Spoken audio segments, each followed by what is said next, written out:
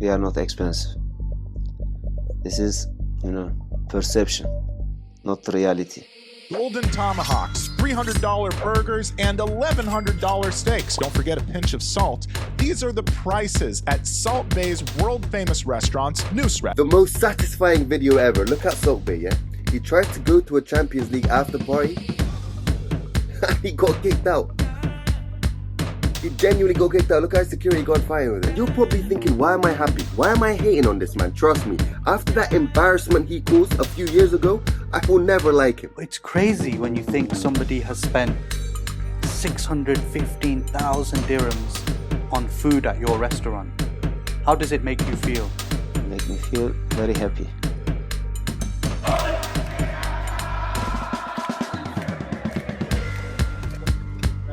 How is everything, my good friend? All okay? Yeah. Nusret!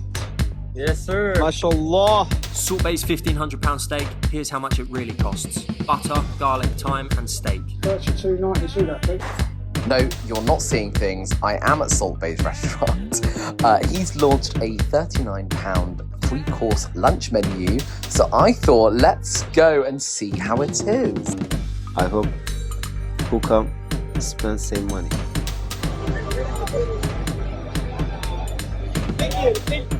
Money comes, money goes. Tokyo, Sao Paulo, Mexico.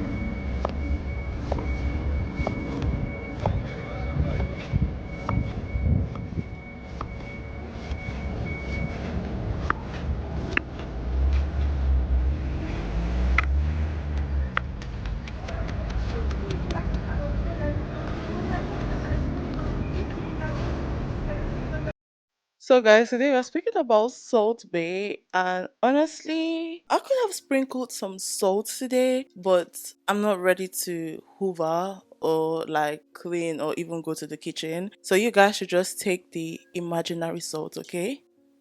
That being said, let's get straight into this video. I feel like when we tell Americans that the UK is so hot, they think that we are doing the most, honestly speaking. Because I know I wore white in the skits that I just did, but after that I had to like literally change my clothes because it is so hot, and we get it, it's summer, yeah? But the thing is, with UK summer, the air is hot, the humidity is hot, and it just boils down to how the buildings was created back in the day. So it was created to make us warm during the winter, but they forgot that during the summer we would need breeze. So because of all the buildings, it's kind of affected the environment. So it's literally so hot, like it is so hot. So it could be 29 degrees, but we have like heat wave, like constant heat wave. And it does not help that my house is filled with like glass doors. My house is so hot, it just does not even matter. Like it is crazy. But anyways, that being said, I just decided to just put that rant there because again, I know I'm wearing black now, but in this kit I wore white. So they'll not be like, oh, is it a different day? No, it's literally the same time.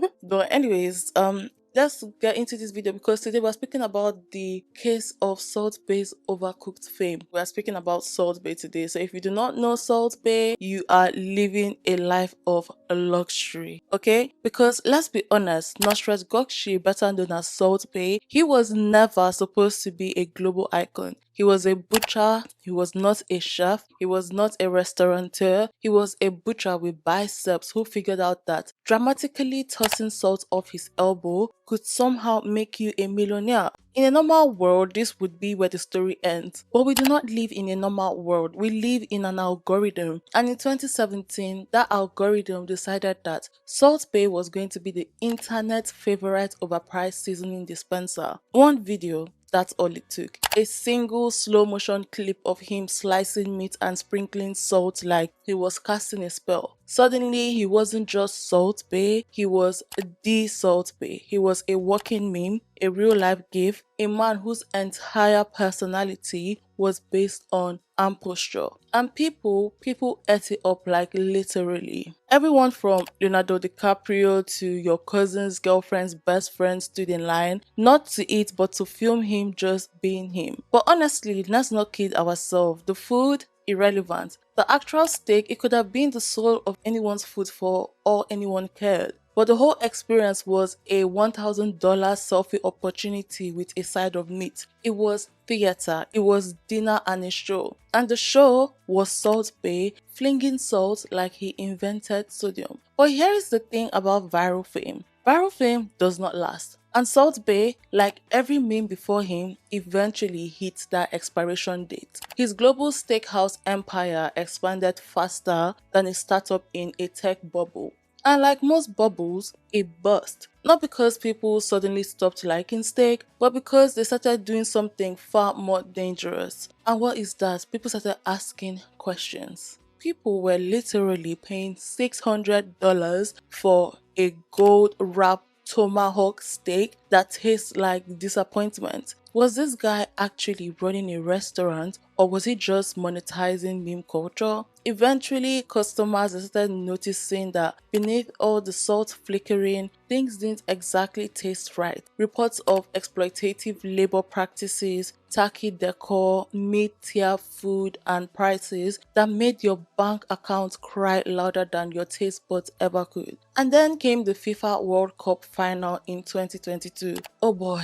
If there was ever a moment that screamed, I don't know when to stop, it was Salt Bae just slithering onto the pitch post-match, grabbing the trophy like it owed him rent, and forcing his way into Messi's victory lap like a wedding crasher with no shame. It was weird, it was desperate, and more importantly, it was the beginning of the end. I'm not gonna lie, every time I see those videos, I literally just have first-hand embarrassment for this guy. Like, second-hand embarrassment does not cut it. I was ashamed for this man. He does not know when to stop. By 2025, the shine had already completely worn off. Salt Bae, who was once a symbol of viral success, became a symbol of cautionary tale, or he became the cautionary tale that your social media manager warns you about. I was rooting for you. We were all rooting for you. How dare you? The brand still exists, but the mistake is gone. It's vanished like your appetite after seeing the check.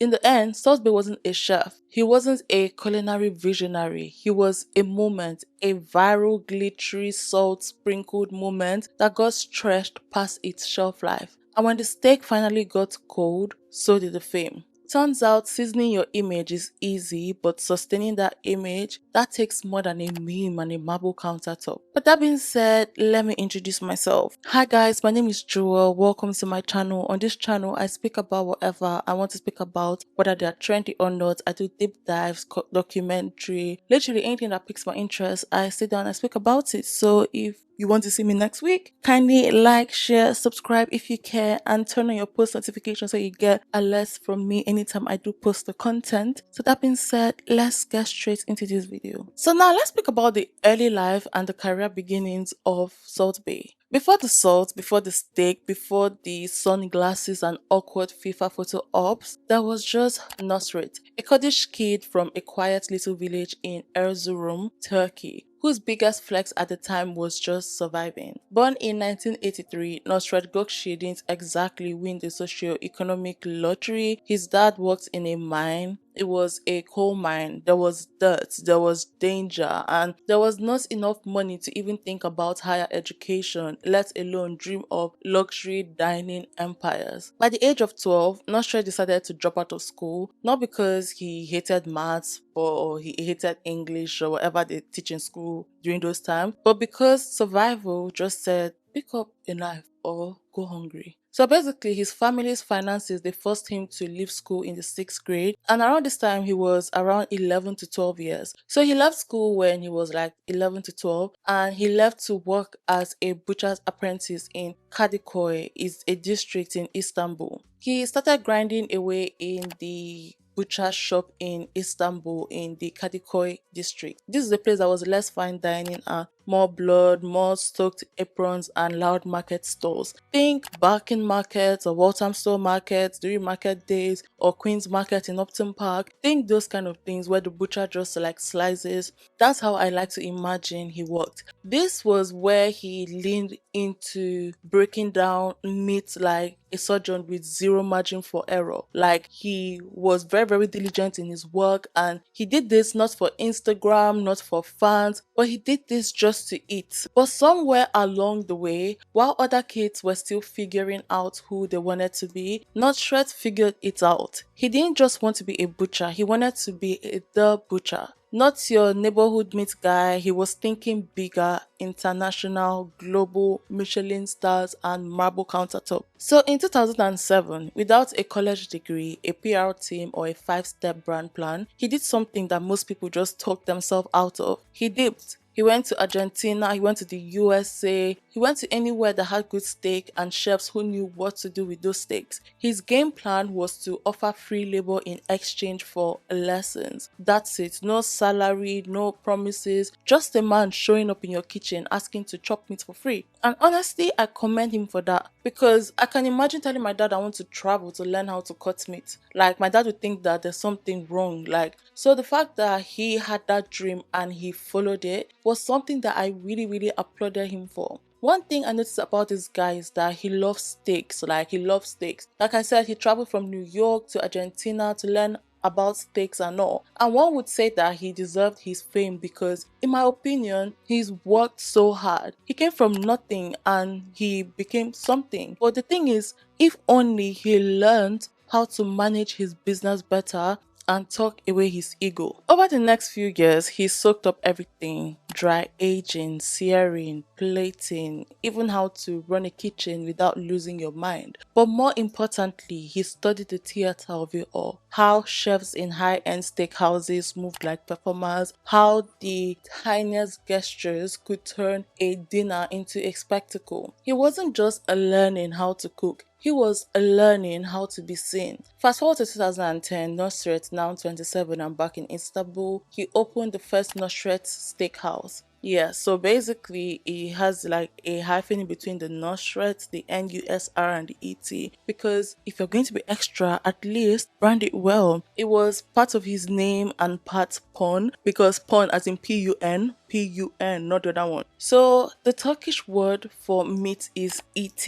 Honestly, to me that's fully a flex, because his name has meat in it, and maybe he was destined to just love meat because his name has meat in it. But the restaurant wasn't just a place to eat, it was an experience. Velvet robes, moody lights, dishes served like a magician's finale. Like, everyone was impressed, diners were obsessed. Instagram hadn't even picked up then, but the restaurant was already engineered for the spotlight. By 2014, he did what all ambitious restaurateurs do when they've conquered their home turf. He went to Dubai, because nothing says I'm about to overcharge you for steak like opening a location in the middle of the desert, surrounded by gold, Lamborghinis, and artificial rain. The Dubai branch, it wasn't subtle, it was a declaration. This was no longer a Turkish steakhouse, this was a luxury brand. Wealthy clients, they ate it up, and Nusret, he didn't just stop there. He spread the formula across Abu Dhabi, Bodrum, Ankara, and all the rich corners of Istanbul like Etila and Nisantasi. Is it Nisantasi or Nice? I think it's Nisantasi. By the way, during my research on his Dubai website, opening hours are Monday to Sunday, 12 to 1. Monday to Sunday. Like, why did he not say opened every day? Monday to Sunday, like, that threw me off a bit. It still throws me off, because Monday, Tuesday, Wednesday, Thursday, Friday, Saturday, Sunday, 12 to 1. Honestly, it is so confusing. It is so confusing, because I would think he would say every day. But that threw me off a bit. And on his website, he has this cool thing where on the time, if you slide your mouse across, the gold turns white, which I thought that was cute. I don't know, yeah. But anyways, in a few short years, he went from a butcher to a boss. He went from grinding in a butcher stall to slicing steaks in cities where people pay more for dinner than most people make in a week. His empire was growing, And yet, as big as things were getting, nothing, and I mean nothing, would compare to what happened next. Because the moment he sprinkled that salt off his elbow and into the world, Nusret Gökçe stopped being a chef and he became a meme. And that changed everything. Now let's speak about his viral meme and explosive fame. By 2017, Nusret was already living a very decent life. He had restaurants, the clients, the buzz. But unless you were a steak snob or you live like, let's say 10 miles from one of his locations, you probably had no idea who he was. He wasn't famous, he wasn't a household name. He was just a guy in tight shirts who made good steak and posted a few cooking videos on Instagram. I want to tell you guys this. This guy's been wearing tight shirts from the beginning of time. He's been wearing tight shirts before. He used to wear like button shirts. Like it would be so tight you would see his skin through the buttons. Also, his hair was not even packed to the back. It wasn't packed to the back. But he still wore those tight shirts though. Like the shirts were so tight. And then came that video. It was under a minute long, nothing fancy, just Nusret just slicing a slab of meat and throwing in some flair and finishing it off with the saltiest, most unnecessarily dramatic hand movement ever caught on camera. Okay, I think I'm being sarcastic. Or am I? Basically, all of us, we know the video. He raised his arm like he was blessing the meat and then he bent his wrist like he just, I don't even know, invented angles, and then he let the salt fall off and the internet, they ate it. You'll get impressed over anything. But you know what? I'm not even going to fault it. The steak looked good. I'm not gonna lie. The steak looked so good. Like even when he sliced it looked good. And the thing is, I can remember this time so clearly. You couldn't scroll 5 seconds without seeing a remix or a parody or someone in their kitchen elbow just salting frozen chicken nuggets. Some were disgusting. Viewers' discretion is advised, but if I had to see it, you will too.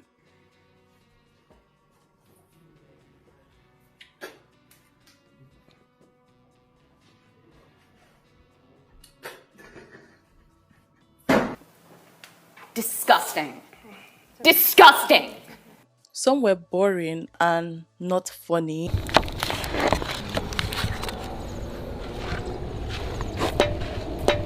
But there's this one video I saw about like someone was like mimicking him and the person used Greg's steak bake. That one made me chuckle a bit. When you promised her a steak meal in a fancy restaurant for Valentine's Day, but didn't want to pay the prices.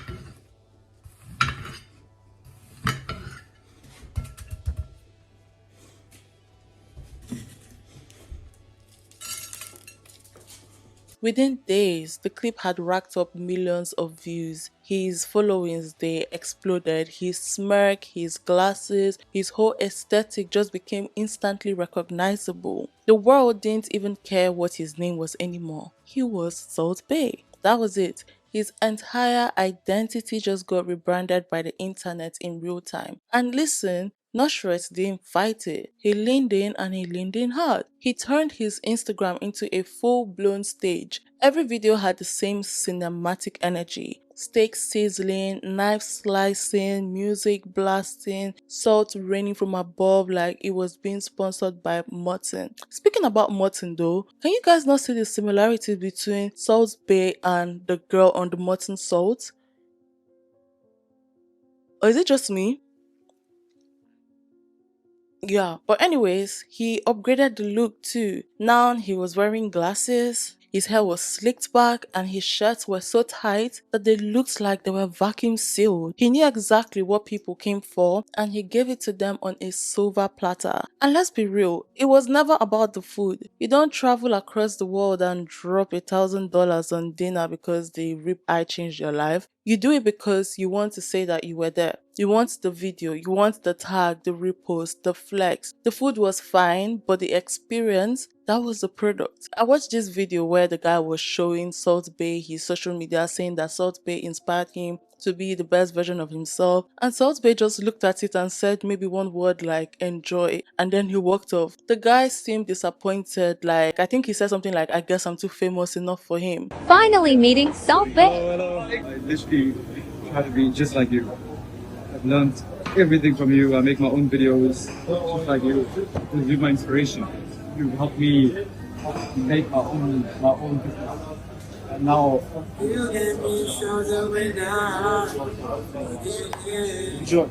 Shrugged off. Not famous enough for him. Not worth it. Someone tried to defend Salt Bae by saying that he probably doesn't know how to speak English, but the guy posted another clip of Salt Bae speaking English on the phone while serving him. He ended the whole thing saying that he didn't get the experience that he expected. How's everything? And everything? All okay? My guy chatting on his AirPod. That's right. You don't want to come to World Cup? Fine. Yay. Final. And he just leaves.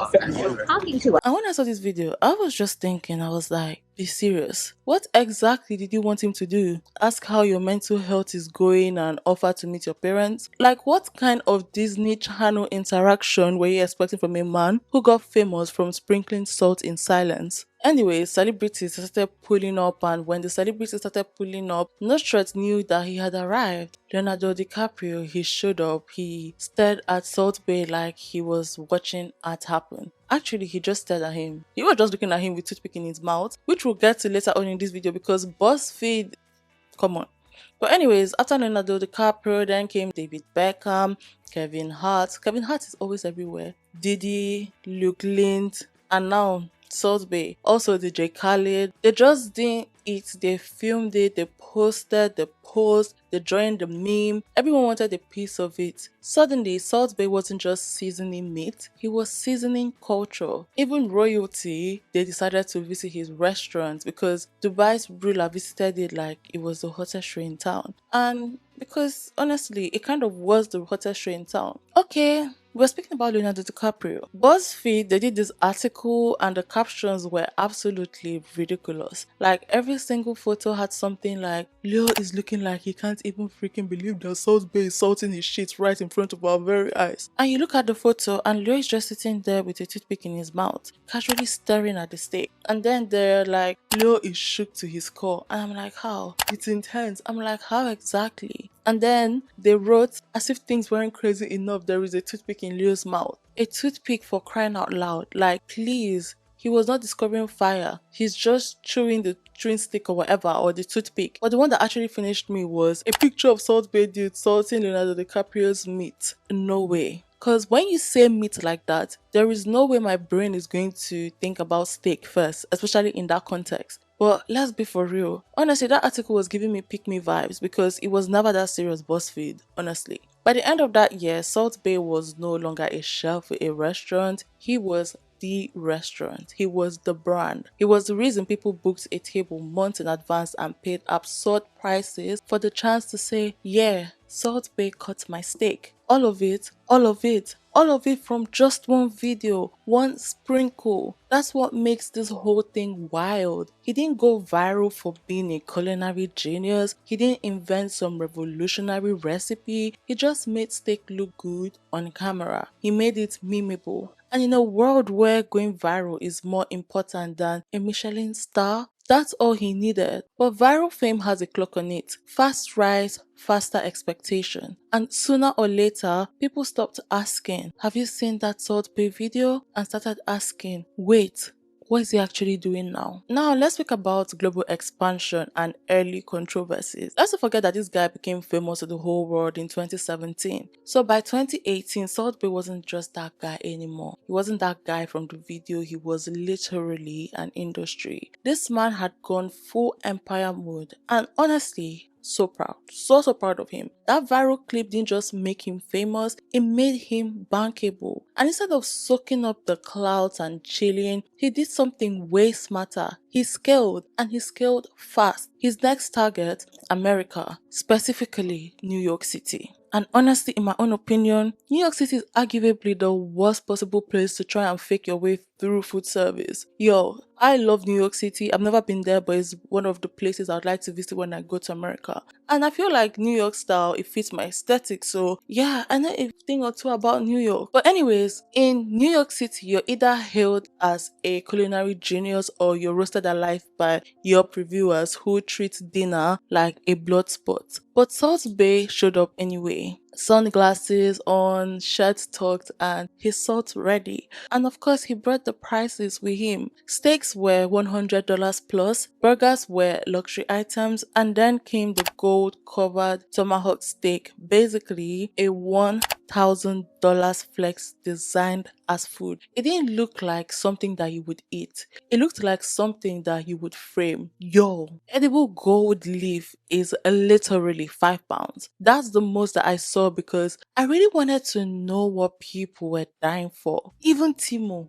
sells edible gold leaf. And with the way Salt Bay is and all the things I've heard about him, how he recycles wine, which we'll get to later on in this video, I won't be shocked if he got edible gold from Timo. Yeah, there was even this picture of him holding steak covered with the leaf and it looked like a rock. Anyways, next stop was Miami. Hot weather, wealthy crowds, and plenty of people just willing to spend big just to say that they were there. After that, it was just straight into international expansion. He opened restaurants in Mykonos, Doha, Dubai, Abu Dhabi, and these weren't just restaurants, they were designed to be social media moments. The menu didn't need to be groundbreaking, the whole point was the vibe. And if Salt Bay showed up in person, that alone made the meal worth it for so many people. And for a while, it worked. People lined up, people posted, tables were fully booked just for a chance to see the man toss salt in real life. The food at this point was so irrelevant because that wasn't fine dining, it was Disneyland for influencers. Salt Bay wasn't a chef anymore, he was the ride. Side note, if you're curious like me, you did not need to pay extra for him to cut your steak for you. During my research, I found out that he performs the cutting ritual when you order certain items from the menu like the tomahawk steak, so there is no additional fee for his service or for a butcher if he's not there that day. So yeah. But there was a funny video of the man them when they went to the restaurant and the steak was worth I think £3,700. And according to the narrator, the girls that they brought with them had dipped, that they had run away. Salt Bay cut the steak for them, but the guy cut his by himself because he said that he did not want to be taxed separately. I don't know if he did not know that it was free either way or was, I don't know. This day, I went for the experience that cost me an arm and a leg. The man them had to pay 3.7 on this one. The girl them ducked out. He's even chopping it up. I think he even taxes you when he's chopping it up. Next time I'm going to tell him, Ale, yo, bring the steak here. My boy even looking like he don't care. But listen, hey, open up, mama, he done the bedina thing. But yeah, the girls was making bare noise when they was throwing salt on all these things. Listen to them right now. Listen to them screaming. But they didn't pay. When they was starting to pay, they ducked out. Me, I had to make sure I chop my own steak because I don't want no tax on my steak. I don't know if it's Wagyu, whatever you call it, Premier Garou steak is there, but I'm chopping it up because I don't want no tax on it. I even eating right there. I don't know if it's the Sierra Leone steak. You know, I think it's number 7 on the steak menu. Sierra Leone steak. Open up, let me feed you. But that being said, here is where things just started falling apart. With all that hype came attention, and with all that attention came food critic, aka the people who do not care how viral you are. If your steak tastes like regret, they're gonna let you know. So when Nusret New York opened, every major outlet pulled up ready to review. What they found was, drum roll, not great. One person called it a public ripoff #1. Another person said that the food was as overly salted as it was overpriced. Some said that the meat was fine, others said that it was aggressively mid. But they all agreed the food did not live up to the show. According to The Guardian, it was dubbed the worst burger in the entire world. One reviewer even described eating there as a personal victory over your own body and instinct. And the way that I interpreted this was him saying that this meal tried to kill him. And the criticism wasn't just about taste, it was about principle. You're charging this much for gold covered steak and it's not even good. The whole model started looking like a scam dressed up in a $300 apron. The illusion of luxury was cracking. The people started noticing that the emperor was wearing edible gold leaf and nothing much, nothing else. And yo, let me say it again. Edible gold is £5. That is the highest price I saw. Okay, when I clicked edible gold, first thing was Amazon, Temu, blah blah blah, and the most expensive was £5. Meanwhile, Salt-based Instagram was getting weird. It used to be meat and charisma. Now it was slowly turning into a highlight reel of flexing. Diamonds, watches, $160,000 bills, gold, everything, slow motions videos of him hand feeding steaks to VIPs. What started as a charm just started to feel obnoxious, like wealth porn with a side of ribeye. It's crazy when you think somebody has spent 615,000 dirhams on food at your restaurant. How does it make you feel? Make me feel very happy. I hope who come spend same money. Why did you share the receipt of 615,000 dirhams and some other receipts you also shared? This is our record. That's why I show the social media. This is the, not only restaurant, we have also, experience for the enjoy the people together, and then people come to spend money, and then I want to show to everyone. People complain about the price of your food. Why is it so expensive? We are not expensive. This is, perception, not reality. Our product, best of the best. If one person was to come to your restaurant though, how much would they spend on ordering food? $15 possible, 100 possible, 200 possible, 100K possible. Quality never expensive. You know what's funny though? While I was doing my research and watching all these videos of Salt Bae hand feeding grown men steak, I couldn't help but notice how excited they all were. They were smiling, they were laughing, they were acting like it was the highlight of their life just because Salt Bae fed them with a knife, or he did that sort, or he even used his hand most times. But if their male friend tried to do the same exact thing, the homophobia will kick in immediately. I'm just saying. So back to our man, Salt Bae, and then came the real PR disaster. 2018, a video surfaced of Salt Bae serving steak to Venezuelan President Nicolas Maduro. Yes, the same Maduro whose country was and still is in total economic collapse. People, they were starving, hospitals, they were out of supplies, and there he was, dining on luxury steak, while Salt Bae smiled and carved meat like this was just another Tuesday. The backlash was brutal. The internet went from this guy's kind of funny to this guy's actively offensive, and they just switched on him like overnight.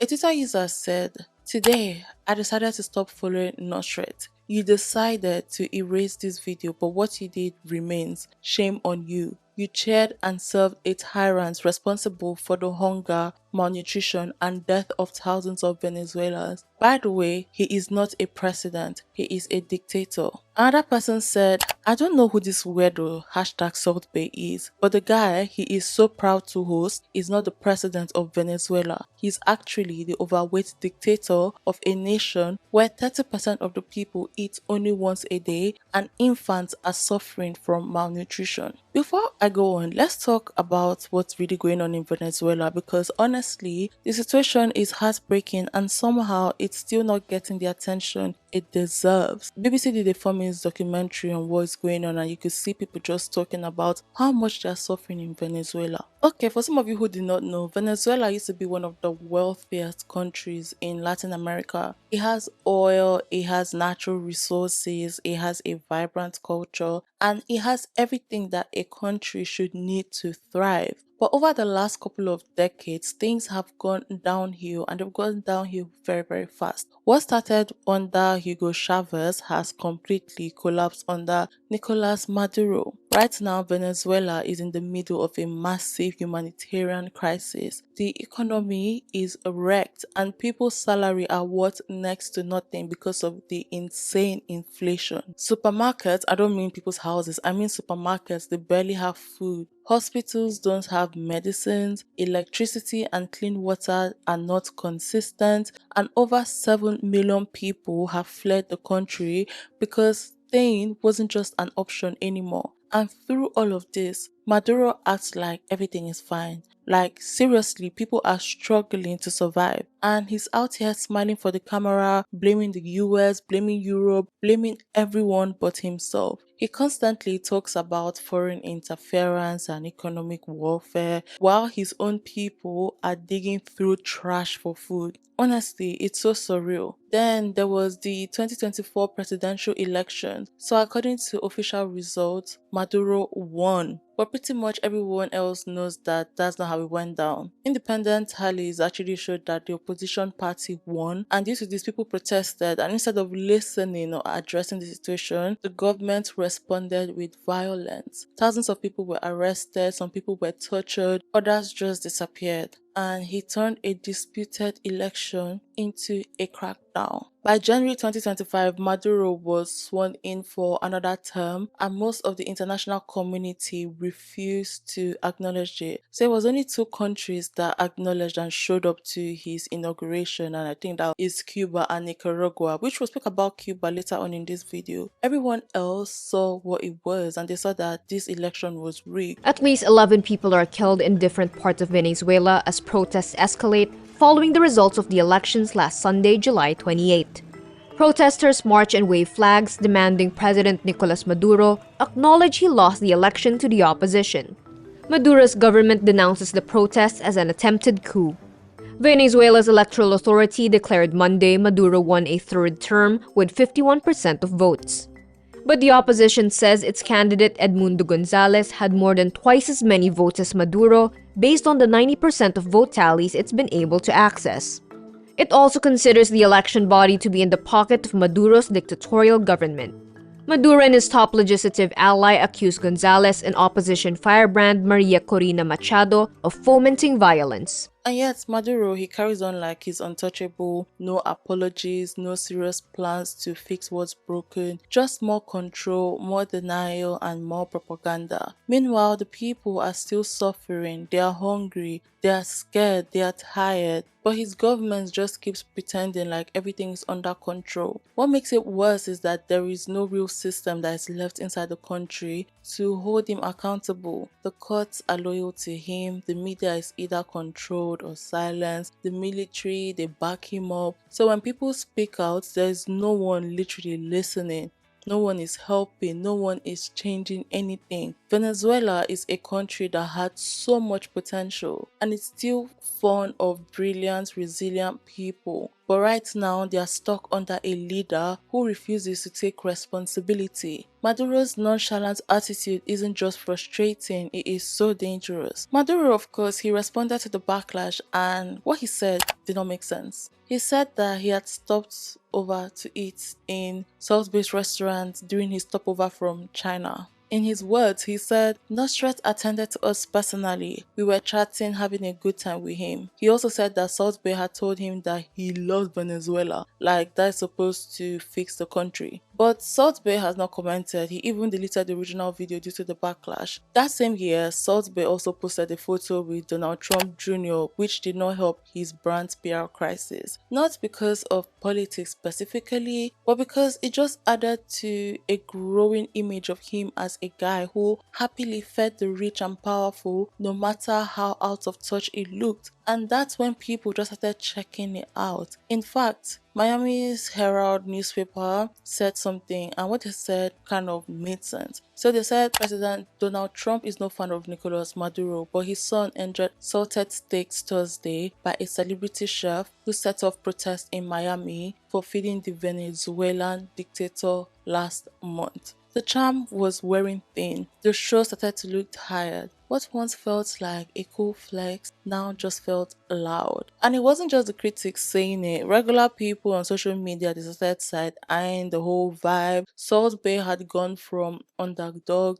to a symbol of everything wrong with influencers, wealth, and it wasn't about food. It was about hospitality. It was about the spectacle, the image, the money. To fans, he was still the man, the icon, a living meme that beat the algorithm and made it to the big leagues. But to everyone else, the illusion was cracking. The food was mid, the vibe was off, and the brand, it was starting to feel more like a parody than a powerhouse. Because here is the thing, when your whole business is based on being seen and not being liked, you're one bad photo or out of touch video away from becoming the villain in your own success story. Salt Bay, he built his empire on theatrics, but even the best acts have an intermission, and this one was just starting to drag. Now let's talk about more notable controversies that tarnished Salt Bay's image. At one point, Salt Bay was living the dream. He was a global celebrity, restaurants in every major city. His Instagram was blowing up. He had steaks wrapped in gold, bills that looked like mortgage payments, and a slow motion salt sprinkle that somehow became more iconic than most Super Bowl ads. Honestly, it's better than that Kanye West ad that he did earlier this year in February 2025. I don't know what the fuck that was. But the thing about internet fame is that it's all fun and games until people start paying attention for real. The first real stumble came in 2017, right as he was expanding into Miami. So an old photo surfaced of Nusret dressed up as Fidel Castro, cigar, military hat, standing in front of a portrait like he was doing cosplay for a revolution that nobody asked for. Maybe he thought that it was edgy, but the thing is, in Miami, it was offensive. From my own research and from watching Jane the Virgin twice, in which I just finished Jane the Virgin like 3 days ago, and honestly, watching that with my adult brain now, like a more developed mind, Jane is annoying. My favorite is Petra. Jane is so annoying. Jane is so annoying, but that's neither here or there. But from watching Jane the Virgin and from like little clips and research I've done here and there, I feel like Miami is filled up with mostly Latinas. So in Miami, it was very offensive because Cuban exiles in that city, they don't see Castro as a costume. They see him as trauma. And instead of offering an apology or even a vague PR statement, Salt Bay went silent. No comments, just vibes and steak. This guy, in my own opinion, is so egotistical. Like, he is so egotistical. But before we go on, another quick history. We're going to speak about Fidel Castro. So Fidel Castro is one of those people who gets praised by some. But if you actually talk to people who lived under his rule, it was a nightmare. For a lot of Cubans, life under him felt like they were being trapped. He controlled everything. What you could say, what you could read, where you could go, even what you believed. If you spoke out against the government or even just looked like you might, you could get arrested, you could get tortured, you could get thrown in prison or just vanish. People were so scared to speak freely, even around their own families, because you never knew who might report to you. Like, you couldn't trust anyone, even your own child, even your own husband. He didn't just go after people who disagreed with him. He targeted artists, journalists, religious people, and especially the LGBTQ community, because honestly, I don't know what we did to you guys, but let's move on. Being different in any way could literally make you a target. The media was censored, schools pushed propaganda, and it was all about control. Millions of people, they risked everything to escape. Some people made it, some people didn't. And the people who stayed, they had to live with fear every single day. They had to pretend that everything was fine, even when it clearly wasn't. So when people act like Fidel Castro was just a misunderstood revolutionary, honestly, it's frustrating because I think someone in my secondary school had a nickname called Fidel Castro, and I would not even think that, oh, he was like this. Reading about Fidel Castro, he gave me North Korea vibes, literally. Because for a lot of people, Fidel Castro is not a hero. He wasn't a hero. He's dead now. He died in 2016. He was the reason that people were so scared, people were silent, and people were stuck. And Oh, I just remember something. He actually ruled Cuba as a one-party communist state for nearly 50 years from 1959 to 2008. This guy started ruling Cuba before my dad was born till when I was literally 12 years. So now that's a little story on Fidel Castro in case you guys did not know, because I did not know myself. So now let's go back to Salt Bay. In 2018, something happened in one of Salt Bay's restaurants. 2018 kicked off with a literal fire. One of his Istanbul's locations tried to spice up the customer experience with a tableside fire show, except that the flames, they got out of control and seriously injured multiple guests, including a Czech influencer who ended up with burns all over her body. I think not really all over, like I think 35% of her body, which it might be, 35% is not that much, but the UK taxes us at least 35%. In case you guys do not know, 15% national insurance and 20% income tax. So that's 35%, and that is a lot of money coming out from your salary. So 35% of your body being burnt by fire is a lot, okay? Oh my god! Ah! Ay yandı! Oh my god! Salt Bay was building his brand on spectacle, and that night, the spectacle turned into a lawsuit that was waiting to happen. Turkish authorities, they investigated, and the fire tricks disappeared from the menu. But the trust was gone. It was a few weeks later that Venezuelan President Nicolas Maduro showed up at one of his restaurants. However, then came the lawsuits because in 2019, 4 employees at his New York restaurant filed a claim saying that management was skimming off the top of the service charge and pocketing tips that should have gone to the staff. This man is earning so much money, and he took the tips that his staffs were earning. And when they spoke up, they were fired. Salt Bay, he denied everything. But then he settled the case for $230,000, and he did it quietly. So if you're denying everything, why are you settling the case? So one thing about this man, he never admits guilt. He just goes on, he does whatever. But the thing is, when you're posting gold steaks and a 6-figure dinner receipt while your staffs allegedly cannot afford to leave, people will start connecting the dots. When the panini hit, most restaurants, they slowed down. But Salt Bay, he opened a new location in Boston, and it was during the panini.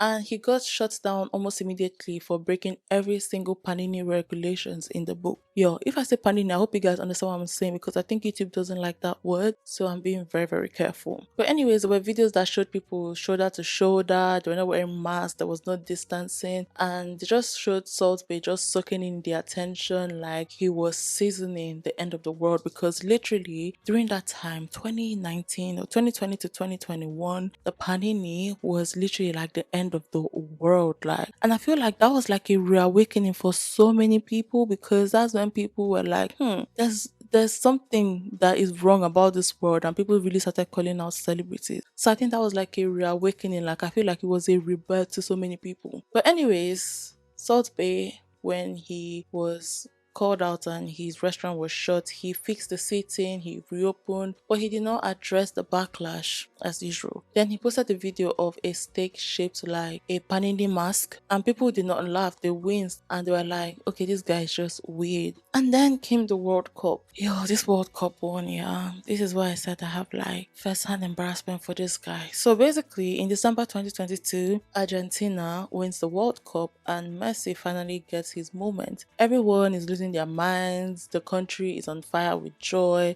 and then Salt Bay just shows up on the pitch out of nowhere, like he was part of the team or something. He starts grabbing players, kissing the trophy, even cautioning a child, one of the players' child. He even pulled on Messi's arm like he had anything to do with the win. It was so awkward to watch, yo. Telling you guys this, I am cringing, like, what the fuck? It was so awkward to watch. People were pissed, like, why is this man even there? Why are you even there? FIFA ended up launching an investigation. The US Open Cup banned him from future finals, and Messi's face just said it all. He looked uncomfortable, like he wanted the guy to back off immediately. The most satisfying video ever. Look at Salt Bay, yeah? He tries to go to a Champions League after party and he got kicked out.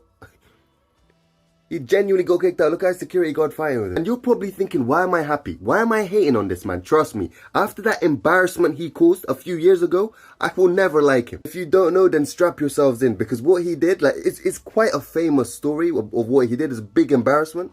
But if you don't know, then this is what happened. So picture this, it's a sunny afternoon. Messi just won the World Cup against France. And as the full-time whistle blows, the friends and family of the players, of the Argentina players, they come onto the pitch to celebrate. You know, they take pictures. But nobody expected Salt Bae to come onto the pitch because he was not a relative of any of the players. In fact, the players were angry because he then tried to wrestle the World Cup away from Romero's son, a player's son.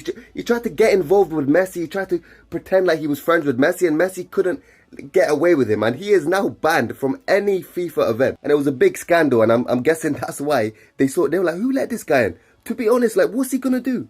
Was he just gonna go up, like, if they let him in, he was gonna go onto the field and, like, start spraying salt on Dembele's head, bro. This guy's not... He's had so many scandals, it's crazy. Why did you go onto the World Cup pitch after the final, touch the World Cup, and kiss the World Cup? What were you thinking? You know, I love Argentina, I love football.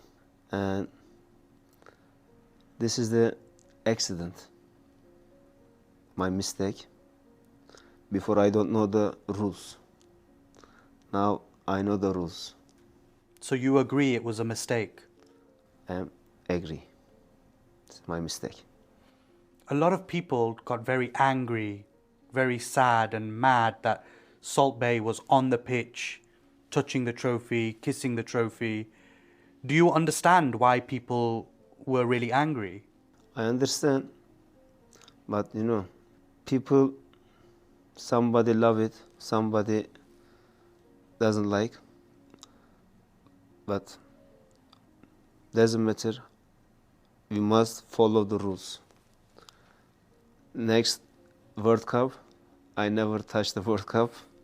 I go to, of course, stadium, see the match, but I never touch again. What does Salt Bae and Donald Trump have in common? They're on the pitch where no one needs them. But anyways, that's neither here or there. It wasn't just out of place, it was actually shameless. He couldn't stand not being in the spotlight even when it had nothing to do with him. And he's not even Argentine, which makes it even more weird. Like, what are you doing, bro? Like, what were you doing? I get it, he went to Argentina to learn how to do steak and cut steak, but you're not from there. Excuse me. By 2023, the fall was in motion. His New York burger joint, home of the $100 gold burger and the $99 milkshake. Why didn't he make it $100? $99? What the fuck is that? Make it $100 then. Anyways, his New York burger joint actually shut down. So he had two restaurants in New York. So one was mostly for like burgers and milkshake. Honestly, I saw the burger. I was not impressed. He always liked to, like, the burger looked juicy. He would bring out the juice from the burger, whatever. But like, it didn't look something enticing. It was, most of his burgers are like rare done and okay. But anyways, people called it one of the worst restaurants in the city. Former employees from his London location, they came forward with more accusations of wage theft, discrimination, and a toxic work environment. Profits, they were down, locations, they were closing, and the tables that once had months-long wait list, they suddenly were wide open. By 2024, Salt Bae's US empire was pretty much dead. Beverly Hills, Dallas, Vegas, they were all gone. The only ones that were left standing were Miami and his original New York City location. His team, they put out a corporate statement saying that they were focusing on international growth, but that was just spin, because if you're focusing on international growth, why are you closing your restaurants down? Just doesn't make sense. But the thing is, the American dream had flopped, and still he had bad press, and this bad press, they just kept coming. Former staffs, they accused the restaurant of reusing wine,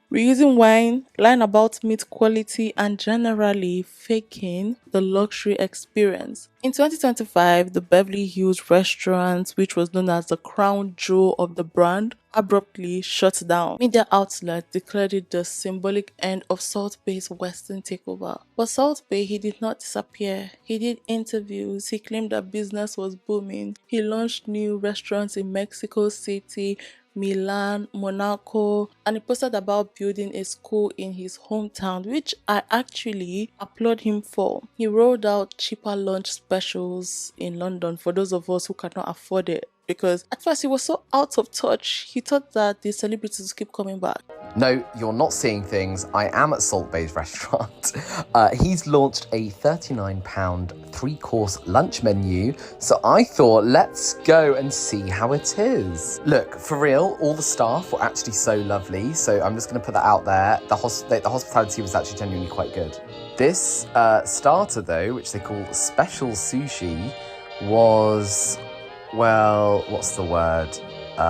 Terrible. I've never eaten something that tastes so much of nothing. Anyway, this is the filet mignon, which was very tender, but didn't have much flavour. And then I realised, obviously, we're at Salt Bay's restaurant, you have to add the salt. I didn't do it down my arm. I couldn't quite do that for myself. But you know what? The steak was very good. This is pud, and it does look small, but it was very sweet. I could actually only eat one of the piece of baklava, but it was delicious-ish. And then it was kind of over and I realised I spent £40 on that. Basically, it's only £40 for 3 courses. But it depends what you would consider how do I say this? Basically, if you want to flush £40 down the drain, you know where to go. He tried to remind the world that he came from humble beginnings, that he created jobs, that he was more than just a guy with a salt gimmick. But that's what you made us believe at first. And sure, honestly, he's still rich, he's still famous, he still has fans. But the vibe is different now. The sparkle is gone, the meme has aged. The brand stopped being fun and started feeling like a museum of itself. I guess goat steaks, they do not hit the same when everyone has already seen the trick. Salt Bae was proof that you can turn a viral moment into a global business. But he's also proof that you don't build your brand on image and ignore the reality behind it. That image will eventually eat itself. You can only season the surface for so long before people start asking what is underneath. Okay? That being said, conclusion. Salt-based rice is the kind of thing that could only happen because of the internet. One short video, 5 seconds of him sprinkling salt in that dramatic way, and suddenly a regular butcher from Turkey becomes a global star. He did not need awards or top-tier cooking credentials. He didn't even need a reality show. It was just a pose, a camera, and the internet they ran with it. He built an empire, like an entire empire off that moment. Restaurants started popping up in big cities. Like, honestly, it's something that even researching, I was so proud of him for doing that and taking use of his momentum. He had steaks that were wrapped gold, celebrities that were lining up just to get a video of him seasoning their food. It wasn't about taste, it was about the flex, the photos, the clouds, the hype, everything. But the thing about hype is that hype fades. People started calling the food bland, lawsuits started coming in, and then came the controversies, the Maduro controversy, him crashing the World Cup, all the weird chaos during the Panini. Suddenly the internet stopped laughing with him and they started laughing at him. The meme, it got old, and it got old fast. By 2023, his US locations, they were shutting down. The gold leaf didn't hit the same because people found out that it sold in Temu. Influencers, they moved on. And Salt Bae, he's still posting like nothing changed. As I'm researching for this video, he's at 50 million subscribers, but his likes and his comments do not match the amount of followers, not subscribers, the amount of followers he does have. And he's still opening restaurants still. He's still acting like the moment has not passed. Now, the brand is stuck in this weird in-between. He's still rich, people still recognize him, but the magic is gone. What used to feel flashy and exciting now just feels weird and tired. The steakhouse turned into a circus and people aren't as impressed anymore. He made the whole world watch for a minute. If he wants to keep people watching, he's going to have to bring more to the table than just a sprinkle. But guys, that brings us to the end of this video. Thank you guys so much for watching this video. I hope you guys enjoyed this. Thank you so much, and I hope you guys enjoyed this. So it is literally, I'm tired. I'm literally tired. I need to eat. Apart from that, thank you so much for stopping by, for watching this video. I really do appreciate each and every one of you, and thank you. Kindly like, share, subscribe to this channel if you care. And that being said, see you in my next video. Bye.